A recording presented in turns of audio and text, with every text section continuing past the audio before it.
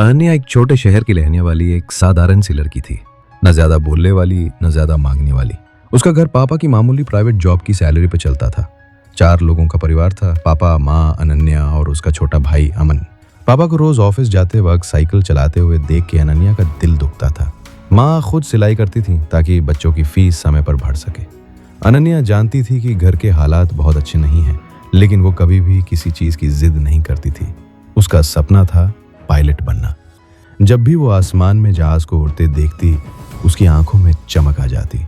वो घंटों छत पर बैठकर जहाज़ों को निहारती रहती और सोचती, क्या मैं भी कभी उड़ सकूंगी। स्कूल में वो पढ़ाई में तेज थी, लेकिन अंदर से डरती थी कि उसके सपने बहुत बड़े हैं और जेब बहुत छोटी।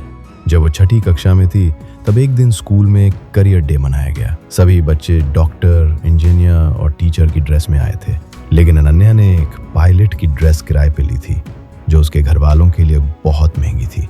जब उसने मंच पे खड़े होकर कहा, मैं देश की पहली महिला अंतर्राष्ट्रीय कमर्शियल पायलट बनूंगी, तो सब बच्चे हंस पड़े।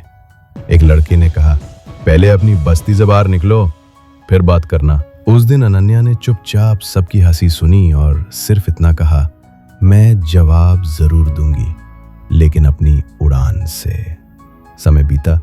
अनन्या ने 10वीं में 95% अंक प्राप्त किए, लेकिन 11वीं में साइंस लेना बहुत महंगा था। कोचिंग, किताबें, लैब की फीस। पापा ने अपनी साइकिल बेच दी और एक पुरानी साइकिल खरीदी ताकि कुछ पैसे बचाकर बेटी की पढ़ाई में लगाए जा सके। माँ ने सोने की चूनी गिरवी रख दी और कहा, तेरा सपना अब हमारा सपना है अनन्या, तू बस मेहनत कर। उसकी पढ़ाई चलती रही, लेकिन उसके साथ साथ आर्थिक संकट भी। कई बार स्कूल की फीस समय पर नहीं भर पाते थे, लेकिन अनन्या कभी नहीं टूटी।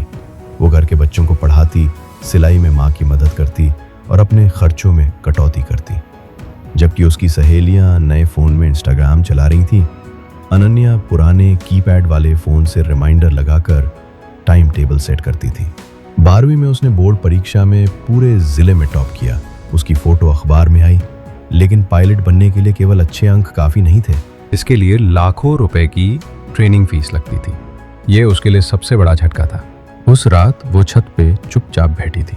पापा आए और बोले, बेटा सपना बहुत बड़ा है, लेकिन तेरी मेहनत उससे भी बड़ी है। तू कोशिश कर, भगवान रास्ता ज़रूर बनाएगा। उसने इंटरनेट पर रिसर्च की, स्कॉलरशिप्स ढूंढी और अंततः उसे एक फाउंडेशन की तरफ से कनाडा में उड़ान प्रशिक्षण के लिए पूरी स्कॉलरशिप मिली। शर्त बस इतनी थी, उसे अंग्रेजी में इंटरव्यू पास करना होगा।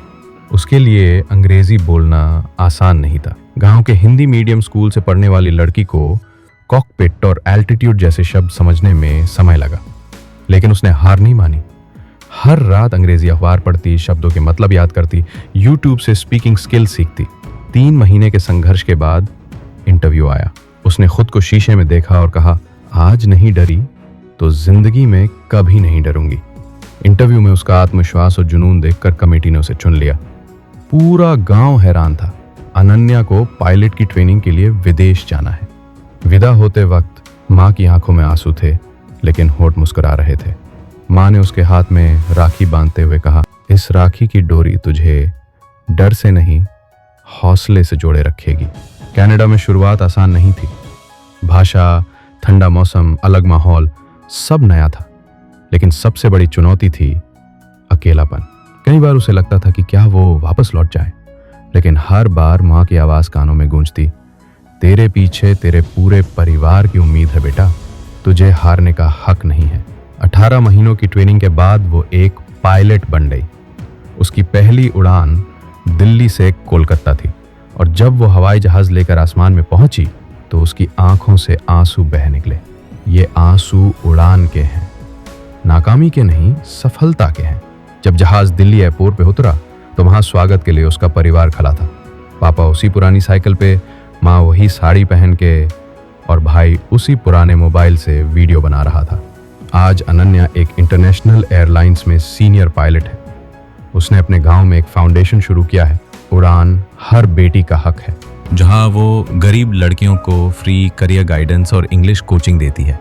जब उससे पूछा गया, आपने इतना कुछ कैसे कर लिया, वो भी इतने कम संसाधनों में, तो उसने मुस्कुराकर जवाब दिया, जब कोई लड़की सपने देखती है तो वो अकेली नहीं देखती, उसके साथ उसके पूरे घर के बलिदान, माँ की चूड़ियाँ, पापा की साइकिल और भाई का पुराना फोन भी उड़ते हैं।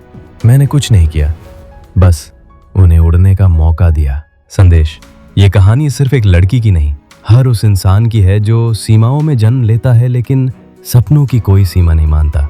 अनन्या ने साबित किया कि उड़ान सिर्फ पंखों से नहीं होती, इरादों से होती है।